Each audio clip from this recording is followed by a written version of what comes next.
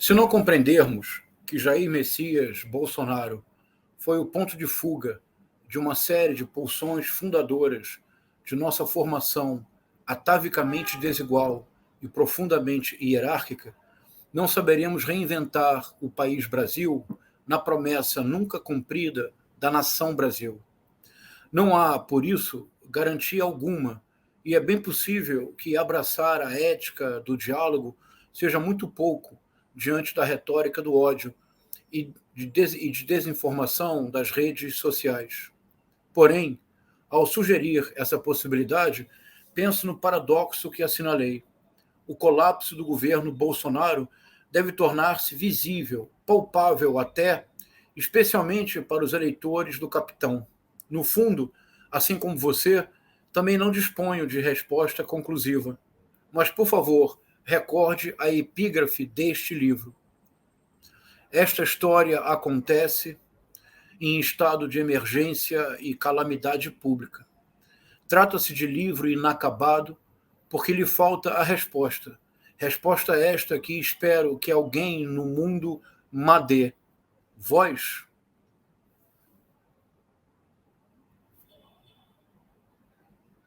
Olá, começamos então mais um programa Livros de História em 30 minutos, no qual nós debatemos com autores e autoras temas importantes, obras recém-lançadas que instigam a nossa reflexão no tempo presente, sobre história, sobre o contemporâneo. E hoje a gente tem o prazer de receber aqui, né, para conversar conosco, o professor João César de Castro Rocha, da UERJ, para conversar sobre seu livro, do seu último livro lançado, né, que tem causado aí muita reflexão, muito debate. É o livro Guerra Cultural e Retórica do Ódio, Crônicas de um Brasil pós-apocalíptico, pós-político, ou quase. É bom. Tá quase.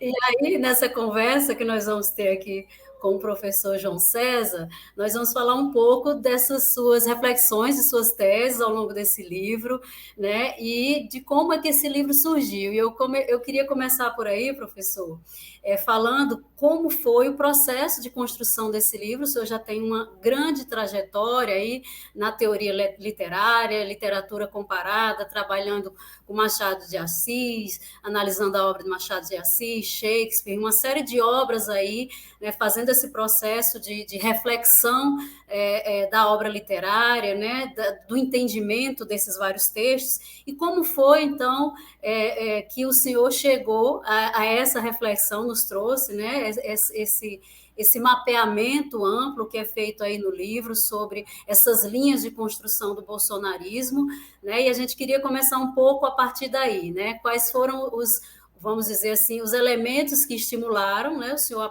na produção desse livro, e que apresentasse um pouco também para quem está nos assistindo agora o formato do livro, do que ele trata, né, o que o senhor nos traz aí. E muito obrigada mais uma vez por sua participação aqui.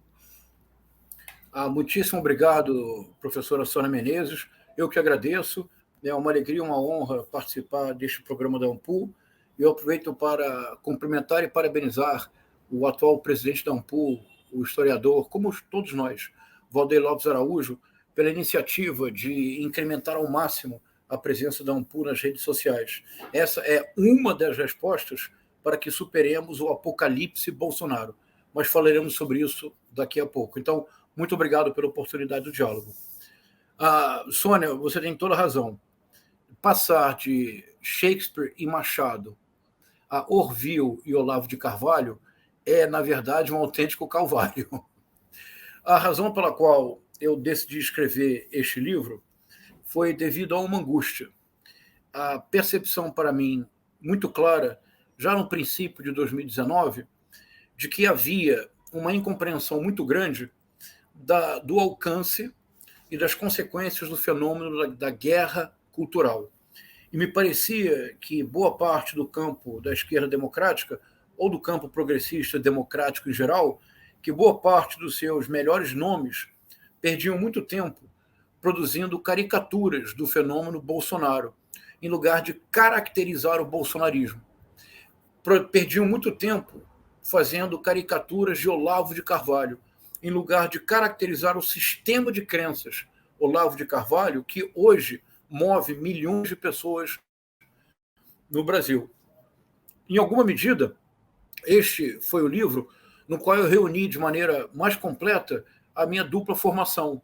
Eu sou historiador de formação, trabalhei, como todo bom historiador, em arquivo, no CPDOC, no Instituto Histórico e Geográfico Brasileiro, no Arquivo Nacional, mas sempre fui muito ligado à literatura e fiz a minha pós-graduação em estudos literários, com ênfase na literatura comparada. E o tipo de trabalho que eu faço é um trabalho no qual há sempre uma relação profunda da articulação textual com o contexto próprio de cada época. É um pouco o trabalho que eu realizo já há bastante tempo. E neste livro, Guerra Cultural e Retórica do Ódio, eu creio que eu consegui reunir essas duas faces da minha formação de maneira mais completa, porque o que realmente eu tentei realizar foi uma leitura muito séria de textos que, por bons motivos, em geral, não são lidos com seriedade do ponto de vista da articulação discursiva. Então, por exemplo, eu me dei ao trabalho de palmilhar o Orville, este livro secreto do Exército Brasileiro, produzido entre 1986, 1988 e 89, como uma resposta ao Brasil Nunca Mais, publicado em 1985. E o livro, na versão facsimilar que se encontra na internet, são 1.000 páginas, 960 tantas páginas. Eu me dei o trabalho de ler o Orville 2 vezes, fazendo uma leitura cruzada, o tipo de leitura que eu tenho desenvolvido, que eu chamo de descrição densa, inspirado num antropólogo, que é o Clifford Geertz, e que consiste basicamente em levantar de maneira minuciosa os campos semânticos dos textos com os quais eu trabalho. É um trabalho exaustivo, mas que, ao terminar a leitura de um livro por este método, eu devo ser capaz, em tese, de mostrar quais são os campos semânticos decisivos que estruturam o texto. Então, eu submeti o Orville às leis de segurança nacional, com ênfase para a Lei de Segurança Nacional de 1969, a produção de Olavo de Carvalho, a produção de uma produtora de audiovisual, a Brasil Paralelo. Eu submeti todo esse material, incluindo aí material produzido em rede social, postagem de Facebook, postagem de Twitter, comentários em redes sociais, vídeos do YouTube. Eu submeti esse material a um tipo de leitura discursiva rigorosa que, em geral, ninguém se dá o trabalho de fazer. Então, se há alguma contribuição no Guerra Cultural e Retórica do Ódio, creio que é a caracterização da retórica do ódio e não do discurso do ódio. Se você achar interessante, Sônia, falamos sobre isso mais tarde. Eu acho que é uma distinção fundamental para entender o momento contemporâneo. E acabei desenvolvendo um método que foi realmente necessário para que o livro pudesse ser escrito, que foi o método da etnografia textual, porque uma parte considerável do material com o qual eu trabalhei é um material indigesto. Não é um material de leitura óbvia. Em muitos casos, a manipulação de dados, a má-fé, a perversidade na interpretação da história, a deturpação deliberada de fontes. Chega um ponto em que o absurdo é tal que é difícil controlar a indignação, mas todo o meu esforço era dar um passo atrás e caracterizar a máquina discursiva que a extrema-direita transnacional tem usado. Se há alguma contribuição do livro, creio, foi na caracterização desta retórica do ódio e da máquina discursiva que é a guerra cultural. Eu acho que esse é um ponto forte, João César, no seu livro, que é colocar em diálogo e fazer essa espécie de conexão, como esses vários textos, eles acabam trocando, né, elementos semânticos, textuais, simbólicos, né? Por exemplo, muitas vezes você coloca, você faz a comparação com músicas que estão circulando naquele ambiente conservador, às vezes religioso, com os textos de Olavo de Carvalho, que são postados no Facebook. Eu acho que essa é uma proposição metodológica muito importante, principalmente para quem se aventura nessa selva que é analisar esse tipo de produção que é postada em rede social e que circula aí de uma forma muito poderosa na internet. E aí eu gostaria, portanto, que você nos aprofundasse um pouco mais, né, desse método que você propõe, que eu acho muito importante, né, principalmente com quem está lidando com esse material, que é essa etnografia textual, a maneira como você organiza dentro do texto, né, e você coloca em diálogo linguagens que são tão distintas, né, porque você tem uma produção mais tradicional, como o Orville, né, que foi produzida aí por dentro dessas teias do próprio exército, né, mas você coloca em diálogo com essas novas linguagens, esses novos formatos textuais. Então, eu queria que você falasse um pouco para quem está assistindo a gente nesse momento, como é que se dá, como é que você propõe essa metodologia, né? Muito obrigado, Sônia. Essa, para mim, é uma questão muito cara, porque houve 2 ou 3 momentos em que eu pensei em não levar adiante a pesquisa na forma de livro. Eu já havia dado um conjunto não pequeno de entrevistas para praticamente todos os grandes jornais do Brasil. Havia participado de alguns programas de YouTube, de televisão, com bastante repercussão, e houve um momento em que eu pensei que a contribuição para o debate público já estava dada. Eu tive uma dificuldade real, porque eu não encontrava a forma da escrita e, sobretudo, eu não encontrava uma chave hermenêutica para dar conta da diversidade dos textos e, sobretudo, desse caráter propriamente perverso do material com o qual eu trabalhava. E todos nós que trabalhamos com a extrema-direita certamente enfrentamos essa dificuldade. Foi quando me ocorreu 2 alternativas. Uma foi a radicalização da prosa ensaística.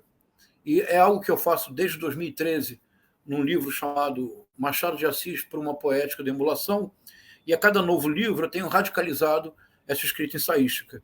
Não conte para ninguém, Sônia, mas é a vantagem de já ser um velhinho. Eu tenho 57 anos, já sou professor titular. Se eu escrever um texto radicalmente ensaístico e as pessoas acharem que não é acadêmico, o meu salário vai continuar a ser pago. Então, eu não enfrento mais esse problema. É a vantagem de chegar quase aos 60 anos.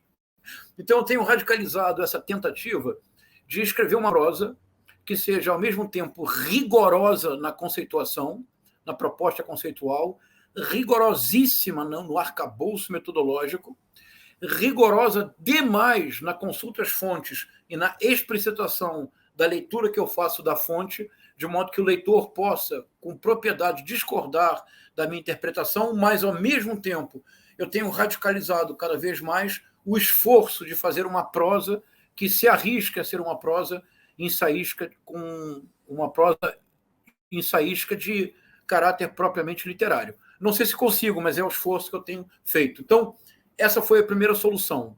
A segunda solução foi a mais importante, foi o desenvolvimento do que eu chamei de etnografia textual.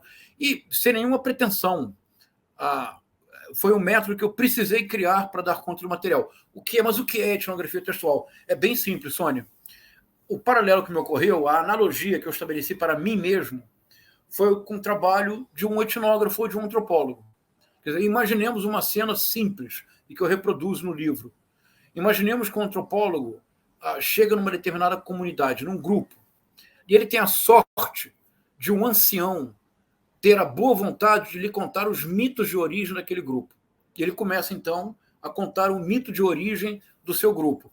Imaginemos que o antropólogo interrompe o ancião e diz: não, desculpe, senhor, com todo respeito, mas, na verdade, o universo começou mesmo foi com o Big Bang, como a ciência já comprovou, o universo está em expansão e talvez um dia nós estejamos aqui. É uma hipótese absurda, não é, Sônia? Isso não seria um antropólogo. Por definição, já não estaríamos diante de um antropólogo. Então, diante dos textos do presente, o que eu proponho é que nós exerçamos uma etnografia textual. Vale dizer, eu enfrento as 1000 páginas do Orville. Você não encontrará no meu livro uma única linha para desautorizar o gesto da escrita do Orville. Você verá no meu livro análises cuidadosíssimas dos livros do Olavo de Carvalho e mesmo de suas postagens e intervenções nas redes sociais. Você não verá uma única linha na qual eu direi: veja que absurdo está dizendo este senhor que se considera filósofo. Eu dou um passo atrás e eu tento compreender, a visão do mundo, que gera um sistema de crenças e que tem um efeito retórico. Recordando que a retórica, nós esquecemos isso, a retórica nada tem a ver com o uso corrente de discurso vazio. Eis a retórica do político. Na verdade, a retórica nunca foi um discurso vazio. A retórica era composta por 5 partes. Era um edifício de pensamento.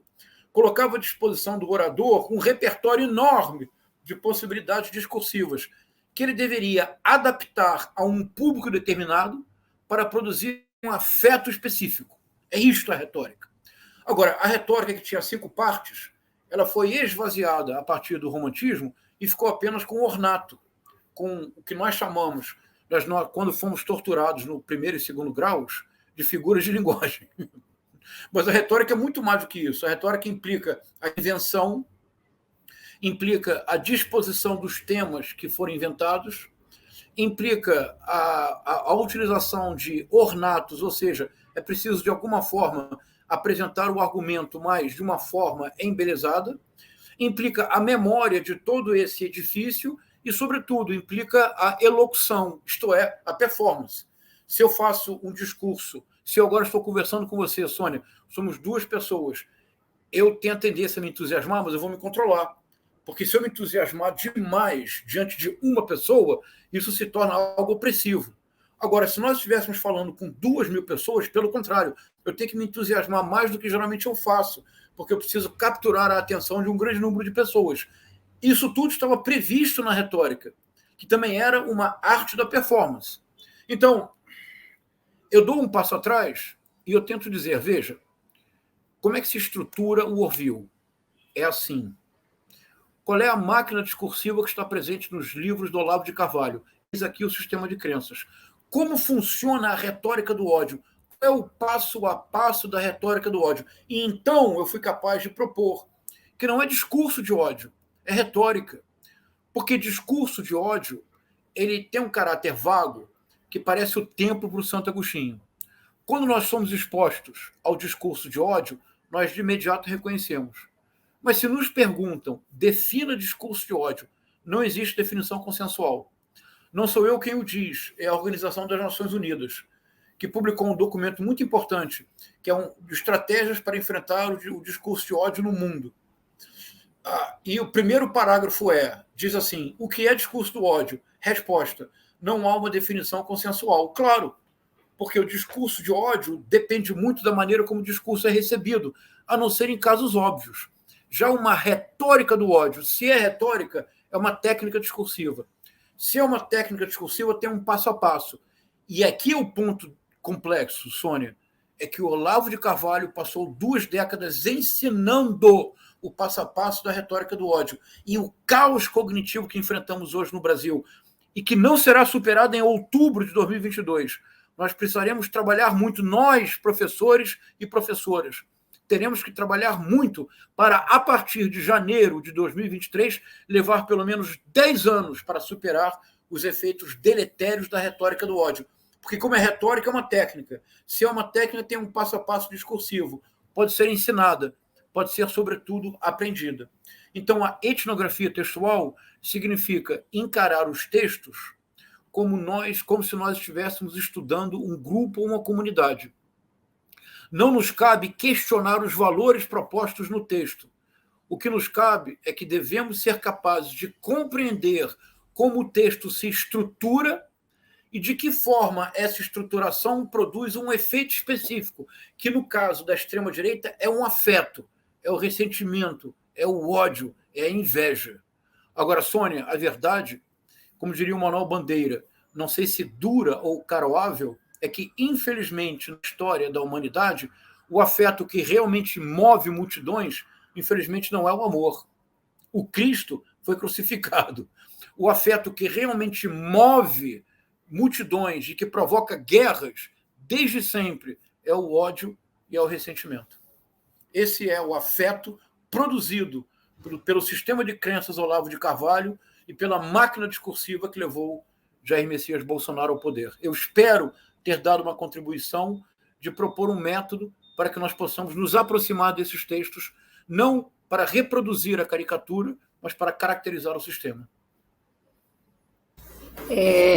Eu achei excelente essa sua proposição, e há um elemento, um aspecto dentro do seu texto que é aquilo que você falou, dessa radicalização da prosa, né? Como essa construção desse texto ela pode mobilizar também outros que não apenas esses que estão na academia. Eu andei dando uma verificada, por exemplo, como foi a apropriação do seu livro nos leitores que baixam o livro e compram ali pelo Amazon, não sei se você já viu, mas já tem uma verdadeira guerra de apropriação de leitura do seu livro lá. Né? E alguns arriscaram, inclusive, fazer resenhas quase ali naqueles comentários. Eu achei aquilo muito interessante. E há um aspecto no seu livro que eu acho que ressalta um pouco dessa intervenção do outro, esse questionamento do outro, naquilo que você vai propondo, porque você tenta imaginar um leitor de direita lendo seu livro e questionando as questões, os elementos que você vai propondo ali, né? E dá, assim, esse aspecto leve e, ao mesmo tempo, irônico dentro do livro, né?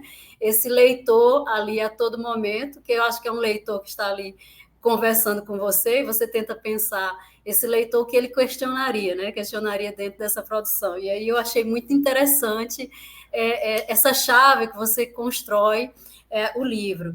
E ainda pensando, você desenvolve ao longo do livro vários conceitos que são projetados, né, dentro do livro, que você vai nos oferecendo, que você tenta nomear, o próprio conceito de retórica do ódio, que você estabelece essa distinção entre o discurso do ódio, né, que você apresenta ali, e como essa máquina movida por essa guerra cultural bolsonarista, ela se organizou a partir desses vários elementos aí. Inclusive, a Lei de Segurança Nacional é um desses elementos que a própria formação do Bolsonaro dentro dessa lógica, né, de uma lógica da morte, como você propõe, né, como você analisa, né, e aí é outro aspecto, você também pegou a Lei de Segurança Nacional e foi fazer essa leitura densa dela, inclusive investigando quantas vezes a morte, né, a palavra morte, a evocação à morte aparece na construção dessa lei. E eu queria justamente pensar um pouco a partir daí, né, que você denuncia, vamos dizer assim, esse paradoxo do pensamento ou da ação bolsonarista, né, que se sustenta nessa guerra cultural. Então, ao mesmo tempo em que ela é mobilizada para manter um conjunto de massas constantemente ativa, né, constantemente em movimento, ela impossibilita, né, dentro dos seus argumentos, ela possibilita a administração da coisa pública, porque muitas vezes o próprio Bolsonaro se volta contra o próprio Estado, né, nesse conjunto de ações. Eu queria conversar um pouco, então, sobre esse paradoxo, né, como é que se avalia isso? Você encerrou o livro mais ou menos ali no final de 2020, quando nós estávamos no primeiro ano desse caos absoluto que foi a pandemia, quando não imaginávamos que não poderia existir nada pior relacionado a isso. O 2020 foi uma tragédia completa, né? Foi o resultado pior ainda. E nós estamos agora em 2022, você faz até uma projeção lá no livro, você diz o seguinte: talvez no segundo semestre de 2021 nós já estejamos discutindo as eleições e não houve nem tempo, isso retorna agora. Então, eu queria que você falasse um pouco sobre isso que nós estamos vivendo, nessa reflexão desse paradoxo perigoso, porque se ele se destrói, ele tem levado também muita coisa junto, né? Queria que você comentasse um pouco sobre isso. Obrigado, Sônia. Aí talvez encontre-se uma das razões mais importantes para a escrita do livro. Foi a identificação deste paradoxo. O paradoxo assim se exprime. O êxito do bolsonarismo implica o fracasso do governo Bolsonaro. Para dizê-lo de forma mais enfática, o êxito inegável do bolsonarismo implica o fracasso inelutável do governo Bolsonaro. Aqui, bolsonarismo é guerra cultural. Guerra cultural é a mais potente máquina eleitoral do século XXI, porque ela associa de maneira forte todos os elementos que são estruturais ao universo digital e à rede social à atuação política, cuja finalidade é despolitizar a polis para chegar ao poder político. E a guerra cultural é uma máquina eleitoral poderosíssima, porque o que a guerra cultural pretende é gerar continuamente, 24 horas por dia, 7 dias por semana, como dizem os americanos, 24/7, gerar, a partir de notícias falsas e teorias conspiratórias, narrativas polarizadoras, cuja finalidade é inventar inimigos em série, cuja expiação na ágora virtual das redes sociais mantém a militância bolsonarista permanentemente mobilizada, num efeito inédito na vida política brasileira. Um efeito inédito, porque nós nunca tivemos uma massa permanentemente mobilizada, 24 horas por dia, 7 dias por semana, produzindo continuamente material audiovisual e postagens nas redes sociais com caráter radicalizador e polarizador. É um fenômeno novo na vida brasileira. Nós precisamos compreender o seu alcance e a sua gravidade. Bom, é isso, então, a guerra cultural. Agora, pode ficar pior, porque a guerra cultural, e nesse ponto é que essa leitura da descrição densa e da etnografia textual é muito trabalhosa, mas ela produz frutos que são muito encorajadores. Por exemplo,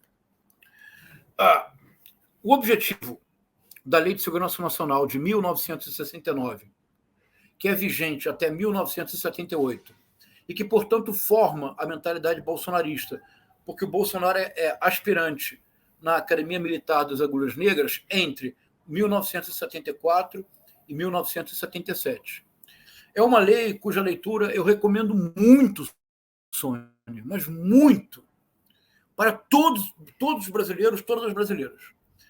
É a mais robusta de todas as leis de segurança nacional da história brasileira.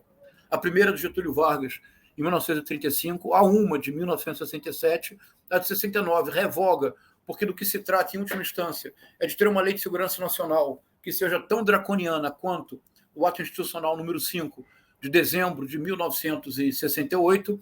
Nesta lei, de aproximadamente 65 artigos, a palavra morte aparece 32 vezes. Não é uma lei de segurança nacional, é um culto à morte. Não há, na legislação moderna, em estudos de direito contemporâneo, não há nenhuma lei de caráter de segurança nacional na qual a palavra morte apareça 32 vezes. Mas todo o bolsonarismo aí se encontra. Esse culto à morte, esse culto à violência, esse culto ao genocídio em diversas esferas, do epistemicídio ao genocídio próprio. Nesta lei, no capítulo dos crimes e das penas, em 15 artigos, prescreve-se pena de morte para crimes políticos. Nós esquecemos isso, Sônia, como nós esquecemos tantas coisas. Nós vivemos num país no qual, entre 1969 e 1978, havia uma lei que, para crimes políticos, em 15 artigos, prescrevia pena de morte. Mas, como os nossos militares também podem ser generosos, havia uma alternativa à pena de morte, que era a prisão perpétua, que é a morte em vida. Qual é o conceito fundamental desta lei? É que há uma guerra revolucionária em que o inimigo interno tenta tomar o poder. Uma vez identificado como se está em guerra, não há opção a não ser eliminá-lo. Ou a própria Lei de Segurança Nacional não faz sentido. Ou seja, o bolsonarismo não faz sentido se não for para eliminar todo aquele que não seja espelho. Daí o governo de Jair Messias Bolsonaro, o governo enquanto arquitetura da destruição, o que eu propus em entrevistas em 2020 e num texto da Folha de São Paulo grande de 2020. O conceito agora tem sido usado, eu não sou citado, mas não tem importância nenhuma. O importante é que o conceito circule. A arquitetura da destruição, ou a linguagem da destruição, ou um governo da destruição. Agora, me acompanhe agora, Sônia, porque isso é importante, nessa etnografia textual e nessa relação de documentos que não necessariamente são lidos de maneira conjunta. Então, a Lei de Segurança Nacional estabelece que, uma vez identificado o inimigo interno, é preciso eliminá-lo. O conceito de guerra revolucionária, espantoso, Sônia. A origem do conceito é francesa.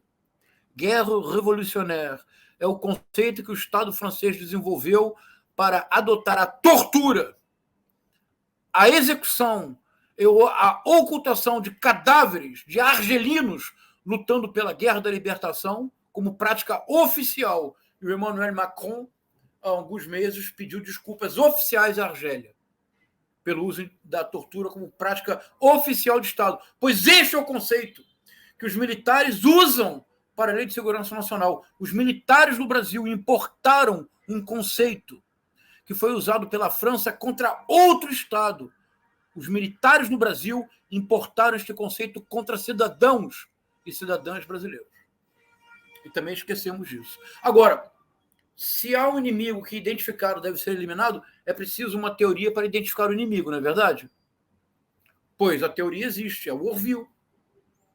O inimigo é a esquerda.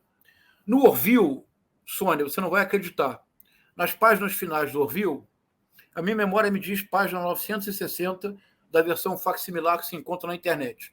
Na página 960, o documento é de 1989. Ele nomeia o inimigo da redemocratização. Ele diz: o partido do Lula. Está escrito: o partido do Lula como grande inimigo na época da redemocratização para que a esquerda chegue ao poder. Então, o inimigo está determinado. É a esquerda. E contra a esquerda, eliminá-la. Agora nós temos visão do mundo bélica. Identificado o inimigo, é preciso eliminá-lo. É necessário uma teoria para identificar o inimigo. Orville. Nos anos 90, a trilogia do Olavo de Carvalho. 1994, a Nova Era e a Revolução Cultural. 1995, o Jardim das Aflições. 1996, o Imbecil Coletivo, que dá uma pretensão filosofante à teoria do Orville. Não apenas, mas basicamente. O que faltava para chegar às massas, para gerar um movimento, um tsunami, como foi o tsunami Bolsonaro em 2018? Faltava linguagem. Quem forneceu a linguagem? Olavo de Carvalho. E o assustador é que a retórica do ódio dá as mãos para a Lei de Segurança Nacional e para o Orville.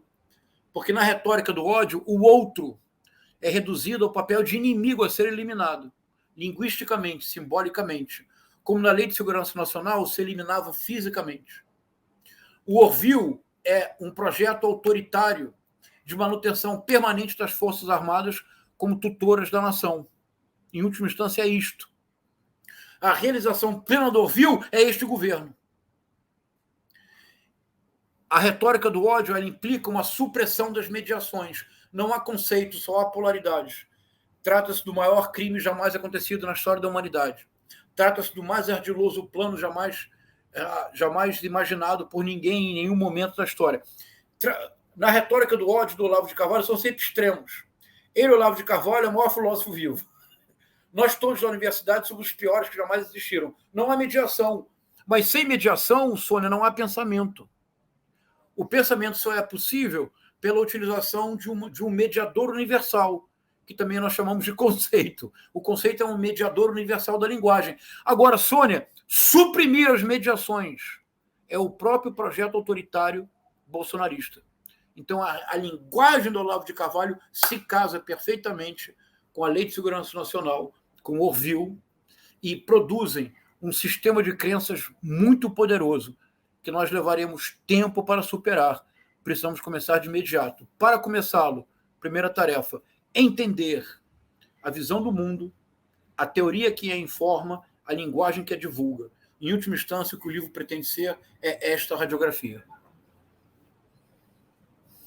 Muito obrigada, professor. Acho que o livro, ele realmente, a ideia que eu tive, né, quando eu terminei a leitura, e aí está a capa, né, para as pessoas que estão nos assistindo hoje poderem acessar. Ele foi produzido pela editora Caminhos, é isso, lançado ano passado. Isso.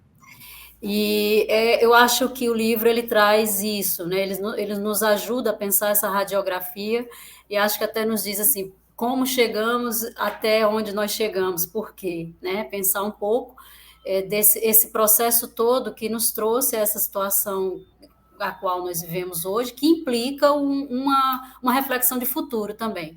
Eu acho que é como você coloca a todo momento, que pensar essas questões hoje também nos projeta para o que faremos com elas no futuro e como nós iremos conviver e, ao mesmo tempo, combater muitas dessas ideias projetadas até porque em muitas delas no âmago está uma questão da morte e da destruição também do outro, né? Eu acho que boa parte dessas ideias carregam.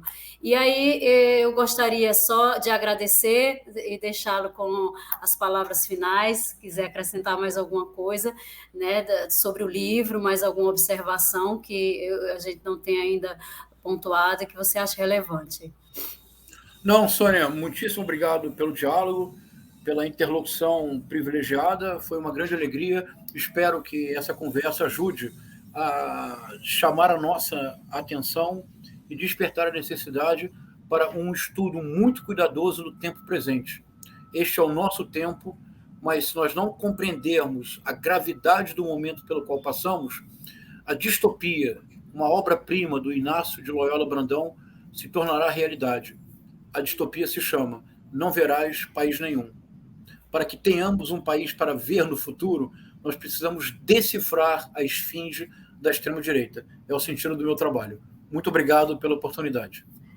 Muito obrigada, eu é que agradeço. Acho que todo mundo que vai assistir aí esse vídeo vai, com certeza, ter ferramentas para pensar melhor esse momento que nós estamos vivendo, esses desafios do tempo presente.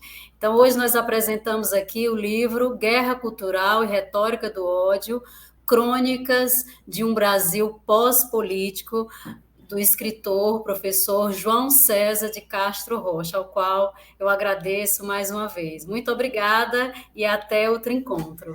Até mais. Muito obrigado. Muito obrigado.